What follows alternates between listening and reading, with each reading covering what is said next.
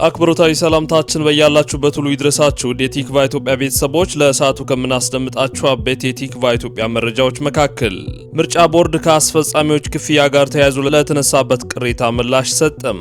8 ህጻናትን ጨምሮ 122 ኤርትራውያን ስደተኞች በደቡብ ኢትዮጵያ በኩል ከሀገር ሲወጡ በመያዝ ለፌደራል ማስረከቡን የጠበላ ከተማ ፖሊስ ለቲክቫ ኢትዮጵያ ገለጸም። የኢትዮጵያ ምርጫ ቦርድ የሚቀጥሉት 4 ቀናት የጥሞና ጊዜ መሆናቸውንና ፓርቲዎችም የይምረጡኝ ቅስቀሳ ማድረግ እንደማይችሉ አስታወቀም። የስደተኛ ጠሎች ማዕበል ያሰጋት ጋና ዜጎቿን ከደቡብ አፍሪካ ማስወጣት መጀመሯ ተነገረም። ውድ ቤተሰቦቻችን እነዚህን ጉዳዮች በዝርዝር እናስደምጣችኋለን። የቲክቫ ኢትዮጵያን ይፋዊ የዩቲዩብ ቻናል ሰብስክራይብ በማድረግና የደውል ምልክቷን በመጫን ቤተሰብነቱን ያጠናክሩ። ወደ ዝርዝር መረጃዎቹ እናልፋለን። የኢትዮጵያ ምርጫ ቦርድ ከአስፈጻሚዎች ክፍያ ጋር ተያይዞ ለተነሳበት ቅሬታ ምላሽ ሰጠም። ለሰባተኛው ጠቅላላ ምርጫ በተለያዩ ሀገሪቱ አካባቢዎች የተሰማሩ የምርጫ አስፈጻሚዎች በወቅቱ ክፍያችን አልተፈጸመልንም ማለት ያቀረቡት ቅሬታ ትክክል መሆኑን የኢትዮጵያ ብሔራዊ ምርጫ ቦርድ አረጋግጧል። ከዚህ ቀደም በማዕከላዊ ኢትዮጵያ ክልል የተሰማሩ የምርጫ አስፈጻሚዎች የክፍያ መንጠባጠብ ወይንም መዘግየት አለ፣ በዚህ ምክንያት ከፍተኛ ዛቻና ማስፈራሪያና ስድብ እየደረሰብን ነው ሲሉ ለቲክቫ ኢትዮጵያ ቅሬታቸውን ማቅረባቸው ይታወሳል። ቲክቫ ኢትዮጵያም በወቅቱ ጉዳዩን በተመለከተ ምላሽ ለማካተት ለቦርዱ የክልሉ ቅርንጫፍ ጽህፈት ቤት ኃላፊ አቶ ነጋሽ ገብሬና ለዋናው መስሪያ ቤት በተደጋጋሚ ስልክ ቢደውልም ያልተገቡ ምላሾችን በመስጠትና ስልክ ባለማንሳት ምላሽ ሳይሰጡ መቆየታቸው ይታወሳል። የኢትዮጵያ ብሔራዊ ምርጫ ቦርድ ሰብሳቢ ወይዘሮ ሜላት ወርቅ ኃይሉ ትላንት በሰጡት ጋዜጣዊ መግለጫ ለቀረበው ጥያቄ ማብራሪያ የሰጡ ሲሆን እስካሁን ድረስ ተንጠባጥበው የቀሩና ያልተከፈሉ ክፍያዎች ስለመኖራቸው አረጋግጠዋል። ይሁን እንጂ ለአብዛኛው አስፈጻሚ ከፍለ አጠናቀናል በማለትም ክፍያው የዘገየበትን ምክንያት አብራርተዋል። በቦርዱ ውል መሰረት የምራጮች ምዝገባ በተጠናቀቀ በ15 ቀን ውስጥ ክፍያው በባንክ መፈጸም ያለበት ቢሆንም ውል የገባው አስፈጻሚ አካውንት ሳይሆን የወላጆቻቸውን የእናት ወይንም የአባት አካውንት የሰጡ በመኖራቸው በሌላ ሰው ገንዘብ ማስተላለፍ ባለመቻሉ ክፍያው የዘገየባቸው መኖራቸውን ገልጸዋል። ከዚህም በተጨማሪ አስፈጻሚዎች በውሉ ላይ የሚሞሉት ስልክ ቁጥርና የባንክ አካውንታቸው የተለያዩ በመሆኑ በማጥራት ስራዎች ሂደት ጊዜ መወሰዱንም ጠቁመዋል። በሶማሌና በተወሰኑ የአፋር ክልል አካባቢዎች ደግሞ የባንክ አካውንት የሌላቸው አስፈጻሚዎች በመኖራቸው ቦርዱ ሰራተኞችን በአካል በመላክ ጥሬ ገንዘብ ወይንም ካሽ እጅ በእጅ እየከፈለ እንደሚገኝም ሰብሳቢው አብራርተዋል። በሌላ በኩል ቦርዱ ለሰባተኛው ጠቅላላ ምርጫ ስላገኘው የገንዘብ ድጋፍና አጠቃቀምን በተመለከተ ማብራሪያ የሰጡት ኃላፊዋ በተባበሩት መንግስታት ድርጅት ዩኤን በኩል ከስፔን፣ አየርላንድ፣ ኦስትሪያ፣ ዴንማርክ፣ እንግሊዝና ጃፓን ወደ $7 ሚሊዮን የሚጠጋ የገንዘብ ድጋፍ ማግኘታቸውን አስታውቀዋል። ከአውሮፓ ህብረትና ከሌሎች ዓለም አቀፍ ተቋማት አጠቃላይ የተገኘው የድጋፍ መጠን ግን ሙሉ በሙሉ ታውቆ የሚጠናቀቀው የምርጫ ሂደት ሲጠናቀቅ መሆኑንም ሰብሳቢዋ ወይዘሮ ሜላት ወርቅ ኃይሉ በመግለጫ አብራርተዋል።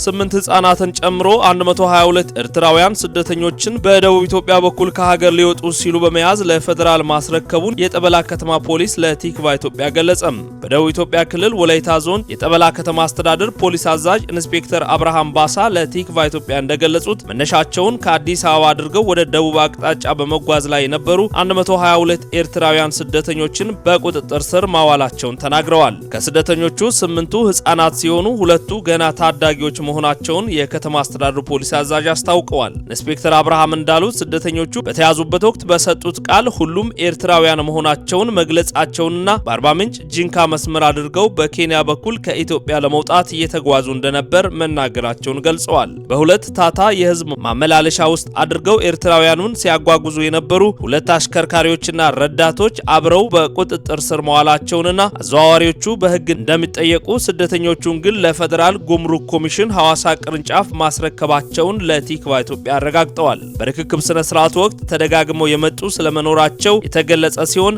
ከዚህ ቀደምም በመቶዎች የሚቆጠሩ ኤርትራውያን በዚሁ መስመር አድርገው በደቡብ ኦሞ ዞን ሐመር ወረዳ አድርገው ወደ ኬንያ ሊወጡ ሲሉ በቁጥጥር ስር መዋላቸውን ቲክቫ ኢትዮጵያ በዘገበበት ወቅት ሁለተኛና ሶስተኛ ዙር የተያዙ ስለመኖራቸው ከአካባቢ ባለስልጣናት ዋቢ አድርጎ መዘገቡ አይዘነጋም። የኢትዮጵያ ምርጫ ቦርድ የሚቀጥሉት 4 ቀናት የጥሞና ጊዜ መሆናቸውንና ፓርቲዎችም የምረጡኝ ቅስቀሳ ማድረግ እንደማይችሉ አስታወቀም።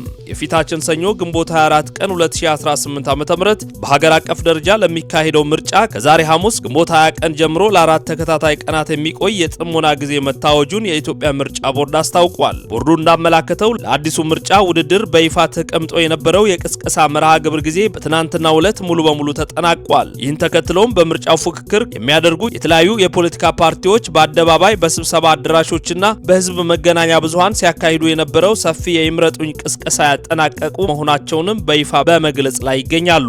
ይህ የጥሞና ጊዜ መታወጁን ተከትሎ ከዛሬ ሐሙስ ጀምሮ እስከ እሁድ እኩለ ሌሊት ድረስ ማንኛውም አይነት የፖለቲካ እንቅስቃሴ ማድረግ፣ የድጋፍ ሰልፎችን ማዘጋጀት፣ የምስልና የድምጽ ማጉያ መልእክቶችን ማስተላለፍ እንዲሁም በጋዜጦችና ማህበራዊ ሚዲያዎች ላይ የፖለቲካ ፓርቲዎችን አጀንዳ ማራመድ በህግ የተከለከለ ይሆናል። የጥሞና ቀናት ያስፈለገበት ዋና ዓላማ መራጩ ህዝብ ባለፉት ወራት ከፖለቲካ ፓርቲዎችና ከግል ተወዳዳሪዎች የስማቸውን አማራጭ የፖሊሲ ሐሳቦች የማኒፌስቶዎቻቸውንና የተስፋ ቃላቸውን በሰከነ መንፈስና ያለምንም የውጭ ተጽዕኖ አገናዝቦ የመጨረሻ ውሳኔ ላይ እንዲደርስ እድል ለመስጠትም ነው ተብሏል። ሁሉም ፓርቲዎችና ድርጅቶች የጸጥታ አካላትና መራጩም ህዝብ የተቀመጠውን የምርጫ ህግጋትና ደንቦች በአግባቡ በማክበር የፊታችን ሰኞ የሚካሄደውን የድምጽ መስጠት ሂደት ሰላማዊ፣ ነጻና ፍትሃዊ ሆኖ እንዲጠናቀቅ የየበኩላቸውን ኃላፊነት እንዲወጡም ቦርዱ ጥሪውን አስተላልፏል።